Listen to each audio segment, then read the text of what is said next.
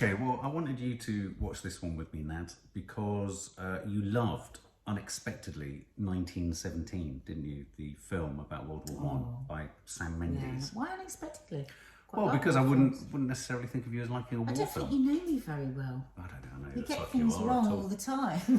Do you like, I mean, obviously in the week when we hear that Cineworld is potentially about to go bankrupt and cinema's the second largest cinema chain. Yeah, I'm sure they will. So cinema as a place and cinema as a kind of location for films is very evocative, understandably, because it lends itself well to film. But films I think of when I think of cinema in films is things like Cinema Paradiso, which is one of your dad's favourite films. Oh, I love it too. Yeah.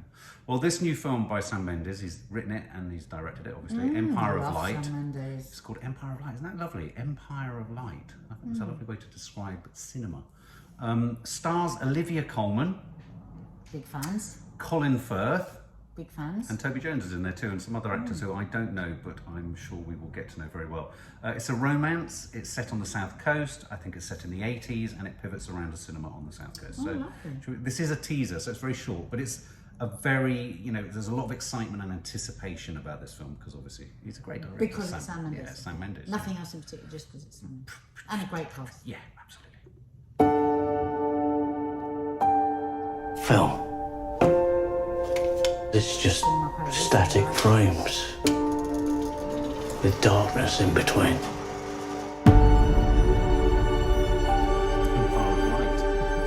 But there's a little flaw in your optic nerve. So if I run the film at 24 frames per second, it creates an illusion of motion, an illusion of life. So you don't see the darkness.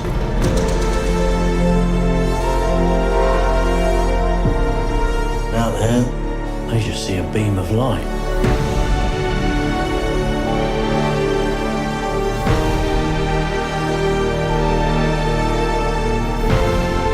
And nothing happens without light.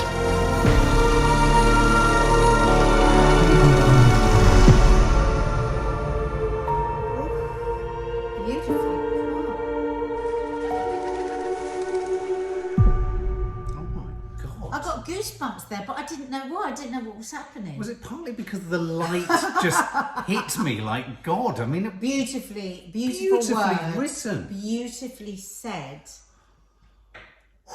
I felt very emotional there. I did. I got goosebumps. That bit when Olivia Colman looked up, that, and the music swelled. Trent Reznor music, bloody hell, that soundtrack. That music, what is it? Trent Reznor, the artist, is just something, something else. I mean, that was beautiful. I was expecting something. Can I get it on Spotify? I was expecting something quite twee potentially, and I like Toby Jones, but sometimes he can be a bit obvious. But I thought it was beautifully delivered. It was evocative. It wasn't.